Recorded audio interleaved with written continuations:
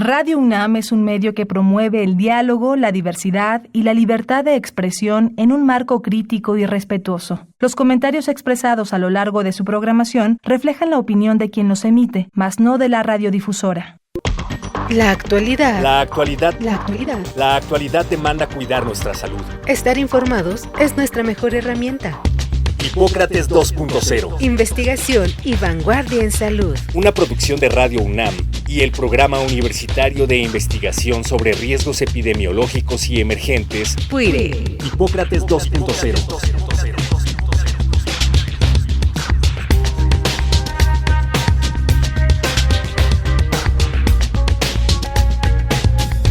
Hola, ¿qué tal? Bienvenidos a Hipócrates 2.0. Yo soy Mauricio Rodríguez, los saludo con muchísimo gusto. Qué bueno que nos están acompañando una vez más aquí en Radio Universidad. Además, hoy los saludo con más gusto que siempre porque este es nuestro programa número 400.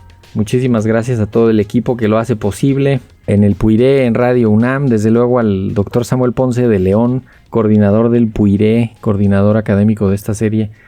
Sin duda, muchísimas gracias a ustedes por escucharnos cada semana, por compartir nuestros podcasts, por mandar sus comentarios, sus saludos. Hoy estamos de fiesta. Además queremos juntarlo con una efeméride muy relevante que ocurrió el día de ayer, que fue 24 de marzo, porque cada año, justo el 24 de marzo, se lleva a cabo la conmemoración, celebración, como le quieran decir, del Día Mundial contra la Tuberculosis. Sí, contra la tuberculosis, que sigue siendo una enfermedad muy relevante. El lema de este año fue: sí podemos poner fin a la tuberculosis, comprometerse, invertir, cumplir. Y además coincidió la efeméride con la celebración también de los 120 años de que Robert Koch recibió el Premio Nobel de Medicina o Fisiología justamente por sus trabajos que llevaron al descubrimiento de la tuberculosis. Entonces, es una sesión muy completa la de hoy. Invitamos a la doctora Marcela Muñoz Torrico del Instituto Nacional de Enfermedades Respiratorias para platicar de este tema. Vamos a escuchar su cápsula curricular e iniciamos la conversación. Marcela Muñoz Torrico es médica cirujana, especialista en medicina interna y subespecialista en neumología y fellowship en tuberculosis. Su principal campo de trabajo desde hace 14 años es la atención clínica de pacientes con tuberculosis pulmonar y sus complicaciones. Es profesora de curso de pregrado y miembro nivel 1 del Sistema Nacional de Investigadoras e Investigadores de México. Pertenece a la Asociación Internacional Global TB. Actualmente está a cargo del Comité Estatal de Farmacoresistencia de la Tuberculosis de la Ciudad de México y labora como médica adscrita en la Unidad de Vigilancia Epidemiológica Hospitalaria e Infectología del Instituto Nacional de Enfermedades Respiratorias Ismael Cosío Villegas.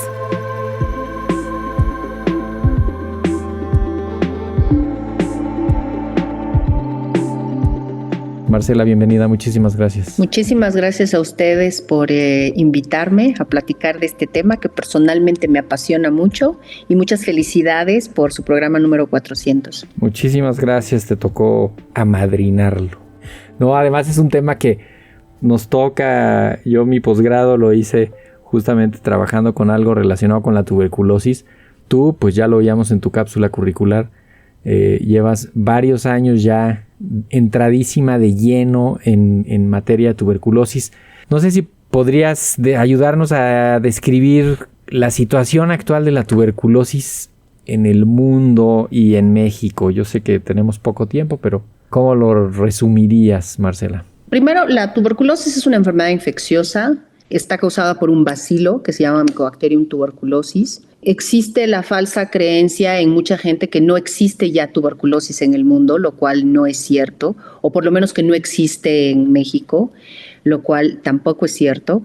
Es importante decir que la tuberculosis es la primera causa de muerte a causa de un agente infeccioso en todo el mundo. Durante 3 años el COVID superó a la tuberculosis. Sin embargo, en el último reporte de la OMS del 2024, otra vez la tuberculosis sigue siendo la primera causa de muerte de origen infeccioso. A nivel mundial es importante recordar que existen estimaciones acerca del número de casos que se deberían diagnosticar en el mundo. Importante también recordar que las estimaciones van como un año atrás. O sea, el reporte mundial habla del 2024, en realidad estamos viendo el 2023. Entonces, una cosa es lo que se estima, otra cosa es lo que se notifica y otra cosa diferente es lo que se trata. Entonces van habiendo diferentes brechas a esto. Se estima alrededor de 10 millones de casos de tuberculosis. Sin embargo, se notificaron solamente, me parece que 8.2 millones de casos, o sea, existen como 2 millones de casos que se quedaron sin diagnosticar por ahí, a nivel mundial, ¿no? Y de este número de casos, si más no me equivoco, solamente el 75% de los casos que fueron notificados, solamente el 75% entraron a tratamiento. Entonces, el detalle es que en tuberculosis existen muchas brechas, o sea, muchos espacios descubiertos. En México, de acuerdo al reporte del Programa Nacional de Tuberculosis, para el año 2024 se diagnosticaron como 28,000 casos de tuberculosis en México, la gran mayoría de ellos casos nuevos. O sea, ¿qué quiere decir eso? Que son casos de gente que se está contagiando en la comunidad. En la tuberculosis, importante decir que existe algo que es el caso nuevo, o sea, alguien que nunca ha tenido tuberculosis, y un caso previamente tratado, o sea, un paciente que tuvo tuberculosis y que vuelve a tener tuberculosis, ¿no? La tuberculosis es una enfermedad que, como lo decías, causada por una bacteria que puede afectar prácticamente cualquier órgano, aparato o sistema del cuerpo. Lo más frecuente es que se presente a nivel pulmonar, por eso pues casi siempre pensamos en la tuberculosis pulmonar, pero la bacteria puede irse al hueso, a los riñones, a los ojos, a la piel, a cualquier parte del cuerpo. De hecho, está siempre entre los diagnósticos diferenciales cuando se empieza así a poner sospechoso algún caso que no tiene su causa bien definida, le buscan mucho la tuberculosis. Entonces, la mayoría de los casos son tuberculosis respiratoria, que es pues la más relevante porque es la más contagiosa, la más frecuente, ¿no? Aunque no sé, ya me dirás si es necesariamente la más grave, que creo que no, pero pues sí es la más relevante en términos epidemiológicos, ¿no? O sea, cuando hablamos de estos 28,000 casos que dices, son pues casi tuberculosis pulmonar, ¿verdad? En México, como el 80% son pulmonares. En general, en todo el mundo, 80-85% de los casos van a ser pulmonares. Y quizás, o sea, existen otras formas graves de tuberculosis, como por ejemplo la meningia, que es una forma grave de tuberculosis, las tuberculosis diseminadas, la tuberculosis osteoarticular.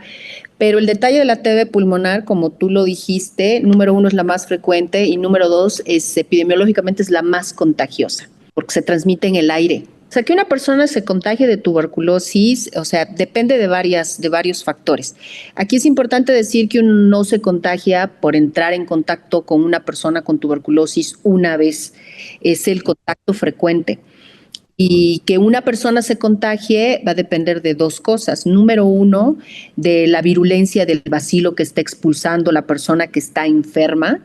Y 2, del sistema inmunológico de la persona que está expuesta, ¿no?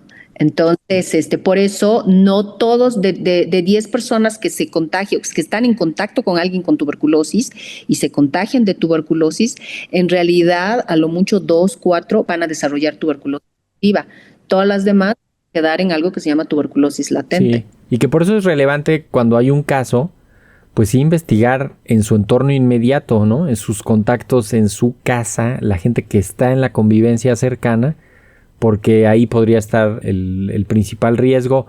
¿Por qué sigue siendo un problema de salud pública? ¿Quiénes están en mayor riesgo? Ya más o menos lo decías. Como tú ya lo mencionaste, lo importante es cuando hay un caso de tuberculosis, todos los que han estado alrededor del paciente se tienen que estudiar para tuberculosis, todos. El detalle aquí importante es que muchas veces el estudio de contacto se limita solamente a la casa.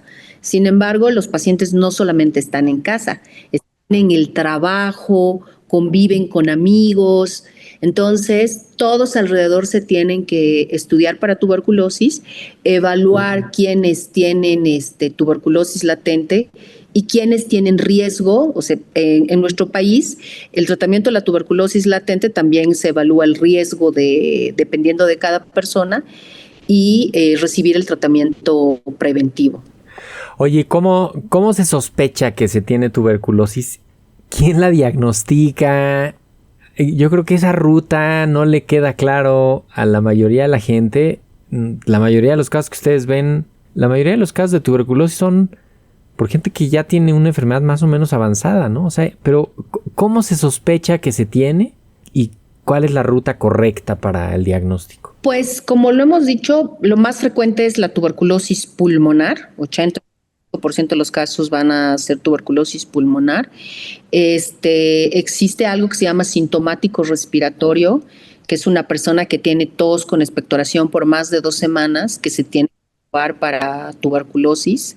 Pero también es importante decir que no todos los pacientes van a tener tos con flemas. Hay gente que tiene tos seca o simplemente, o sea, algo que se ha utilizado mucho es esto que se llama sintomático respiratorio, tos con flemas por más de 2 semanas. Pero también es importante decir que muchos pacientes tienen tuberculosis y solo tienen una tos seca y pérdida de peso. Y es importante sospecharlo en un paciente que tiene factores de riesgo. Algo que me parece relevante decir es que, por ejemplo, en nuestro país, dado que nuestra comorbilidad más frecuentemente asociada a tuberculosis es la diabetes, existe algo que se llama el screening bidireccional.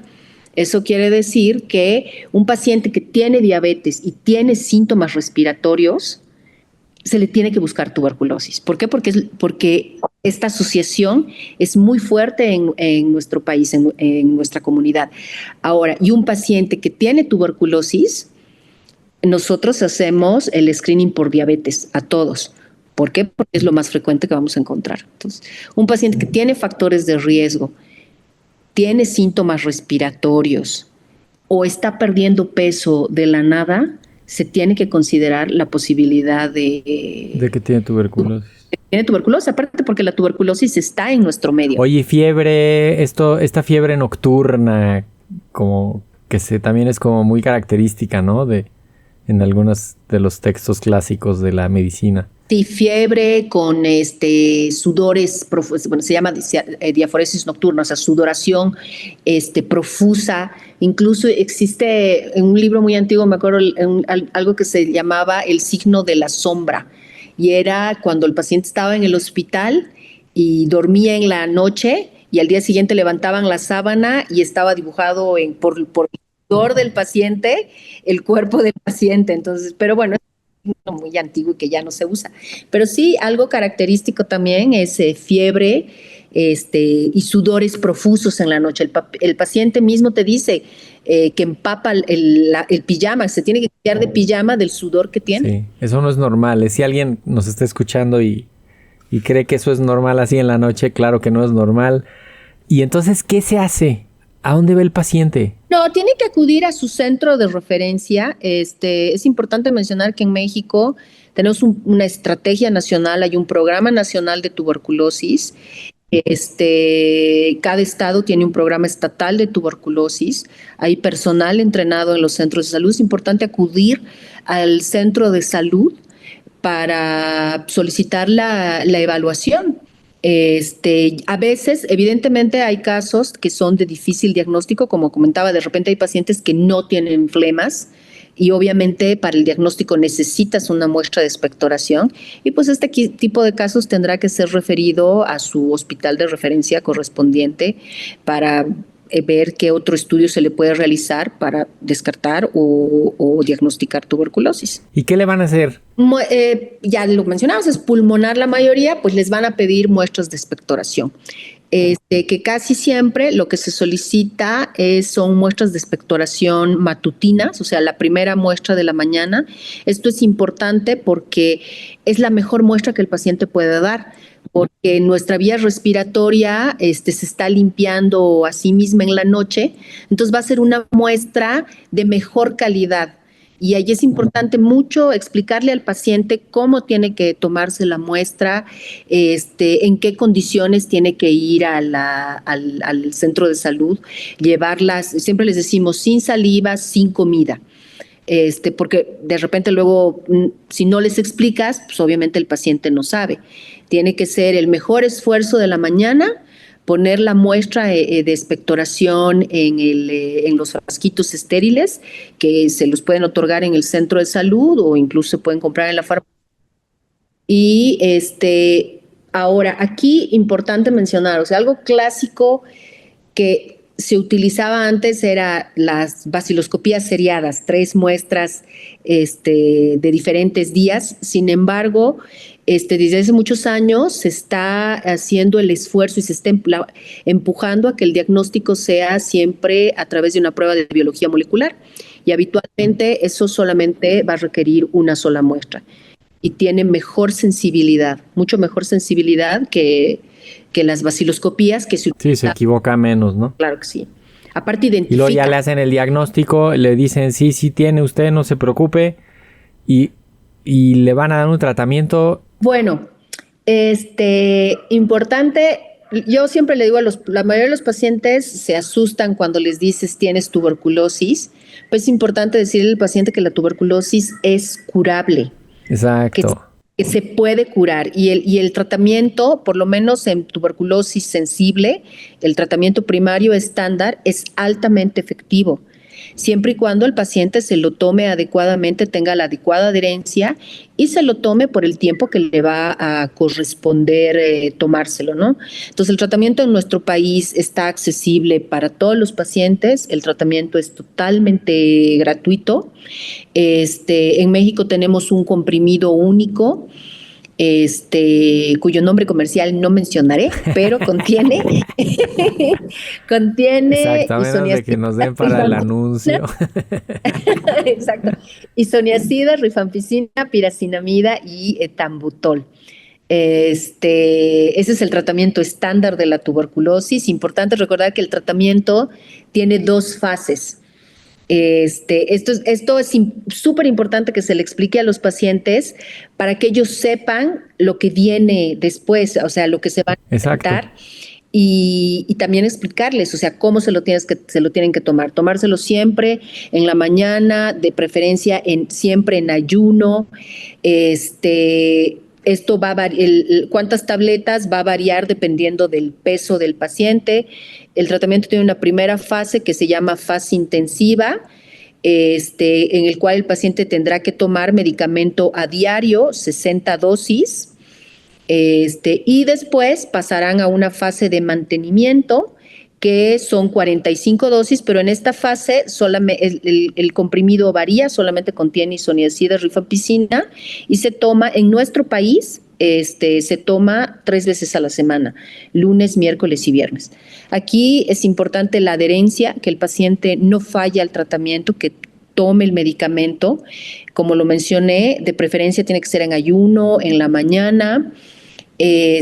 Comer 1 a 2 horas después de haber ingerido el medicamento. Es importante porque el estómago tiene que estar ácido para que se absorba adecuadamente el medicamento. En nuestro país existe algo que se llama la estrategia supervisada. Quiere decir eso, que el tratamiento el personal de salud tiene que estar pendiente del tratamiento para supervisar que el paciente se lo está tomando adecuadamente. Se le tiene que hacer su seguimiento mensual para ver la evolución del paciente, de cómo va evolucionando bacteriológicamente. Todos los centros de salud hacen baciloscopías mensuales para corroborar que el paciente está evolucionando adecuadamente. Y pues el tratamiento estándar va a durar alrededor de 6 meses. Como dice, 60 dosis de fase intensiva, 45 dosis de fase de mantenimiento. Tiempo total de tratamiento aproximadamente 6 meses. Y es el tratamiento que utilizamos en México, nuevamente, esto es para tuberculosis sensible. Importante recordar que cuando el caso tiene alguna resistencia, estos tratamientos ya se van a modificar y dependiendo del patrón de resistencia será la duración del tratamiento. Sí, y si no se le explica al paciente, el apego va a ser malo, el tratamiento se va a interrumpir, no se va a llevar a cabo bien, y ese es un tema. Lo mencionabas ahí de pasada, de que explicarle al paciente que la tuberculosis es una enfermedad curable, y también me imagino que tiene que haber una especie de consejería y sensibilización para que pues todos los asuntos relacionados con el estigma no vayan a tener repercusiones en el paciente. Esto es una realidad, ¿no? O sea, sigue habiendo estigma por esta enfermedad. La gente se la queda callada y mejor no lo cuenta, no lo dice. ¿A quién habría que decirle así cercano? Desde luego a la persona con la que vives, a las personas con las que convives más, un poco para advertir también contagios y facilitar el estudio del caso, ¿no? Sí, o sea, lamentablemente existe mucho estigma alrededor de la tuberculosis. Me parece que mucho de esto, incluso por el mismo personal médico. Entonces, y mucho de esto es desinformación. Es informar, o sea, que los cuidados que se tienen que tomar. Con tuberculosis se tiene que poner algo en práctica que se llama control de infecciones. Entonces, desde cómo vas a dirigir al paciente, cómo va a estar el paciente en su casa, enseñarle etiqueta de la tos, o sea, que tiene que cada vez que tosa se va a cubrir la boca, que todas sus secreciones las va a poner en un solo lugar, que esté en la casa con un cubrebocas. Ahora, el paciente no necesita utilizar un cubrebocas de alta eficiencia, o sea, estos de que se pusieron de moda, los N85, N95, no lo necesita un cubrebocas quirúrgico, tricapa, para cubrirse. Yo otro consejo que le doy a la familia, porque obviamente la familia siempre me pregunta, ¿qué hago en la casa? ¿Tengo que separar los platos? ¿Tengo que separar las cucharas? No, porque no se contagia de esa manera, no se contagia por compartir un plato, una cuchara. El detalle es que está en el aire. Entonces, etiqueta de la tos, cubrebocas, y mantener la casa bien ventilada, y lo más importante, darle tratamiento al paciente rápido. Porque si yo tengo un paciente activo y no le doy tratamiento rápidamente, pues va a seguir contagiando al resto de la familia. Si yo le doy tratamiento inmediatamente, voy a cortar la cadena de contagio. Se tiene que notificar al menos a la gente que vive con el paciente, porque se tiene que hacer el estudio de contactos. Como tú lo mencionaste, muchos pacientes no quieren que nadie sepa que tiene tuberculosis porque tienen el temor de que les va a afectar en su vida diaria. O sea, de repente hay pacientes que te dicen, es que yo vendo comida y si digo que tengo tuberculosis, pues claro, nadie me va a comprar. O me van a correr. Exacto, y pues los pacientes pierden su fuente de trabajo. Entonces, darles tratamiento rápido. El tratamiento es altamente efectivo. La primera fase del tratamiento, que como les dije es la fase intensiva, que en realidad su nombre real del término médico es fase bactericida, erradica con mucha rapidez las micobacterias. Entonces podemos poner negativo al paciente rápidamente, como para que no le impacte más en su vida diaria y su economía sobre todo. ¿Qué onda con la vacuna? Sí, o sea, la vacuna de la BCG es una vacuna muy antigua, pero que en mi criterio personal se tiene que seguir utilizando. Hay muchos lugares del mundo donde obviamente lugares del mundo donde la incidencia de tuberculosis es bajísima. Es muy baja, claro. Exacto, que dejaron de vacunar BCG, pero hay que recordar que México es un país de mediana incidencia y hay lugares de México, hay estados de México que tienen una alta incidencia. Entonces, la vacunación por BCG, personalmente me parece obligatoria a todos los niños. ¿Por qué? Porque los va a proteger, como tú lo has mencionado, de las formas graves de tuberculosis. Aquí es importante mencionar que no quiere decir que el niño no se va a enfermar de tuberculosis, pero al menos lo va a proteger de que no haga una forma grave, una tuberculosis diseminada o una tuberculosis en sistema nervioso central, ¿no? Entonces, es una vacuna que en algunos lugares en México se ha dejado de utilizar, pero que debería de aplicarse, ¿Por qué? Porque los niños los niños no están en casa, los niños están en contacto con muchísimas personas, o sea, no están encerrados en un solo... Además, hay una movilidad social altísima en México y además hay una conectividad y vas a ir a algún sitio donde haya tuberculosis. O sea, aunque tú creas que en tu alcaldía no hay, o en tu fraccionamiento o en tu colonia no hay, vas a tener contacto con gente que viene, va a sitios donde hay mucha tuberculosis. Entonces, Correcto. O sea, los niños no están encerrados en la casa. Los niños van a la guardería, van a jugar con los amigos, van a la casa de otras personas. Entonces, van de paseo el fin de semana. Y nuevamente la tuberculosis, la fuente de contagio más frecuente es en el aire. O sea, ni siquiera lo estás viendo. Entonces es importante que pues los niños tengan esta vacuna. Perfecto. ¿Con qué idea te quieres despedir, Marcela? 24 de marzo, Día Mundial contra la Tuberculosis. Que la tuberculosis está en nuestro medio, número uno. Yo siempre digo a los médicos, hay que considerar la posibilidad, pensar en tuberculosis como posibilidad diagnóstica. La tuberculosis es una enfermedad prevenible, es una enfermedad curable. El tratamiento es totalmente gratuito en nuestro sistema de salud para todos, ya sea para todas las formas de tuberculosis sensible o resistente. Nuestro sistema de salud tiene el tratamiento y hay que vacunar a los niños. Pues con eso nos vamos. Marcela, muchísimas gracias por haber estado acá en Hipócrates 2.0. Te agradezco muchísimo la invitación. Espero que piensen en tuberculosis. Sí, claro que sí, para eso era el programa, de hecho, para eso es el día y en la semana hay varias actividades relacionadas con esto, seguramente lo verán en los medios que hay alguna actividad que se avisa, conferencias, pláticas o que se hace algún evento para poner el tema sobre la mesa. Con eso nos tenemos que ir, yo les agradezco que nos hayan escuchado en este programa número 400, espero que la próxima semana nos escuchen en el 401. Por lo pronto, pues yo soy Mauricio Rodríguez, esto fue Hipócrates 2.0. Quédense en sintonía de Radio Universidad. Hasta la próxima.